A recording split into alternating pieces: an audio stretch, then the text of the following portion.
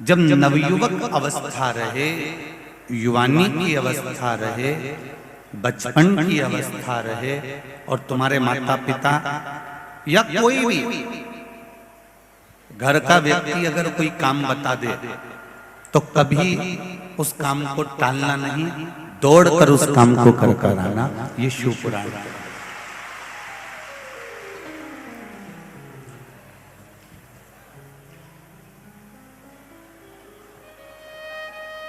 जब परिश्रम की उम्र में शंकर जी कह रहे हैं अपने पुत्र कार्तिकेय से, और जितने भी इस पावन पंडाल में जितने भी कार्तिकेय बैठे हुए हैं, अर्थात नवयुवक बेटे बैठे हुए हैं, अशोक सुंदरी अर्थात बेटियां बैठी हुई हैं, जया विषहरा शामली बारी दौतली मेरी बेटियां बैठी हुई हैं, बच्चे बैठे हुए हैं, नवयुवक बहुएं बैठी हुई हैं, नवयुवक बेटे बैठे हुए हैं, वो इस बात का ध्यान रखना। परिश्रम की उम्र में शंकर भगवान कहते हैं कभी आराम मत करो। काय की उम्र में? जम के बोलो जरा। परिश्रम की उम्र में,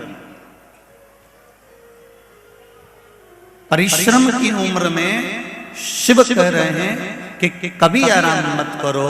जो परिश्रम की उम्र में आराम करता है वो आराम करने की उम्र में भी परिश्रम करना पड़ता है। ये मेरे शिव कह रहे हैं, ये मेरे ओघड़दानी, ये मेरे शंकर, ये मेरे त्रिकालदर्शी, ये मेरे कैलाशी, मेरे अविनाशी, मेरे भोलेनाथ कह रहे हैं जब तुम्हारी परिश्रम की उम्र है, तुम नवयुवक बच्चे हो, नवयुवक बेटियां हो, छोटे छोटे बच्चे हो, अभी तक तुम्हारी परिश्रम की उम्र है, तुम खूब मेहनत करो।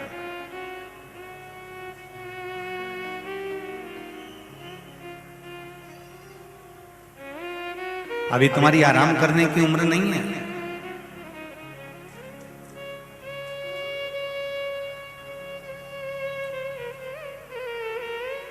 परिश्रम की उम्र में आराम मत करो। अगर आज नवयुवक बेटे बेटियां परिश्रम की उम्र में, काम की उम्र में, कर्म की उम्र में अगर आराम करेंगे, पलंग पर पड़े रहेंगे, अपना कमरा छोड़ के निकलेंगे नहीं, दिन भर मोबाइल चलाते रहेंगे या टीवी देखते रहेंगे या अपने कमरे से बाहर ही नहीं निकलेंगे, जो परिश्रम की उम्र में आराम करता रहता है, फिर उसको जब आराम की उम्र आती है, जब शरीर ढल जाता है, 60 साल के ऊपर की जब अवस्था आ जाती है, जब परिश्रम की उम्र में अगर आराम करा तो आराम की उम्र में भी दुकान पर दिन भर बैठकर अपना जीवन निकालना पड़ता है। फिर गवर्नमेंट रिटायर भी कर देगी।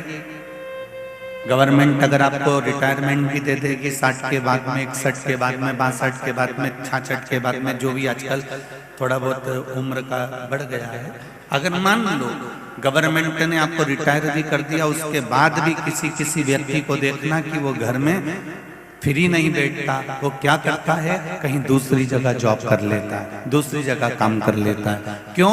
क्योंकि उसको मालूम है मेरे घर में मेरी बेटियां बड़ी बैठी हैं, मेरे बच्चे बैठे हैं, मेरी पत्नी है, पूरे घर का मुझे भरण पोषण करना है। क्यों?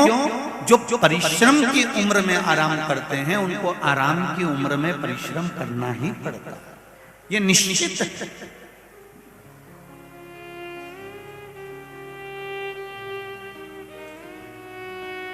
यहाँ पर बीकान गांव की इस कथा में बहुत किसान भाई आए हुए हैं। किसानी जमीन में फसल बोना और फसल लेना, ये मेरे किसान भाइयों का कर्म है। ये इनको केवल किसान नहीं कहते, इनको मेरे शंकर भगवान ने अन्नदाता बनाकर भेजा है मृत्यु लोक।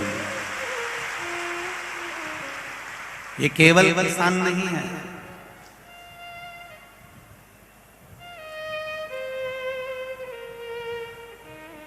आप भोजन की थाली में एक पूड़ी छोड़ देते हो, पोया छोड़ देते हो, सब्जी छोड़ देते हो।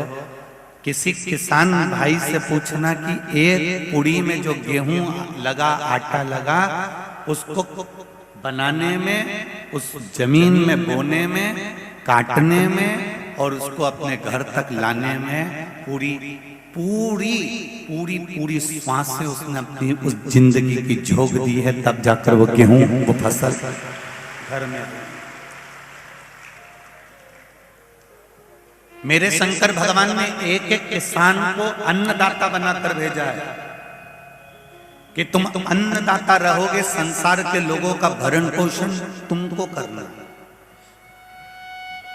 हम कई बार कहते हैं शंकर भगवान का अगर कहीं दर्शन नहीं हो तो किसी किसान भाई का दर्शन कर लेना, वो भी शंकर का ही अवतार होगा, क्योंकि वो अन्न हमको दे रहा है, अन्न दे रहा है।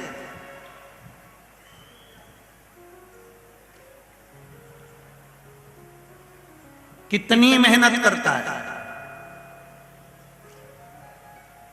परिश्रम की उम्र है, किसान आराम नहीं करता है।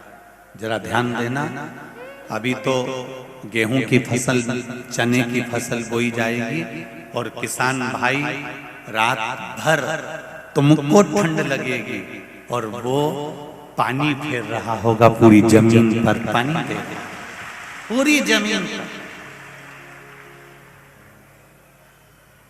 आधी रात को टॉर्च लेकर निकल जाता है, आधी रात को खटिया डालकर, पलंग डालकर जमीन पर सोता रहता है। लाइट आएगी मैं पानी दूंगा, फिर सुबह लाइट चली जाएगी, तब उसको घर का दूसरा काम भी करना है। परिश्रम की उम्र में वो आराम बिल्कुल नहीं करता। इसलिए जब किसान भाई का आराम करने का जब समय आता है तो तुम देखना, एक नौकरी करने वाला व्यक्ति दूसरी नौकरी ढूंढ लेता है रिटायरमेंट होने के बाद, रिटायर होने के बाद। पर किसान भाई कभी रिटायर नहीं होता, वो आराम की उम्र में भी विश्राम करता है, उसको श्रम नहीं करना पड़ता। मेरा किसान भाई आराम की उम्र जब आती है तब उसको श्रम नहीं करना पड़ता, वो विश्राम भी करता है, वो आनंद में रहता है और अपने बच्चों को सीख देता है।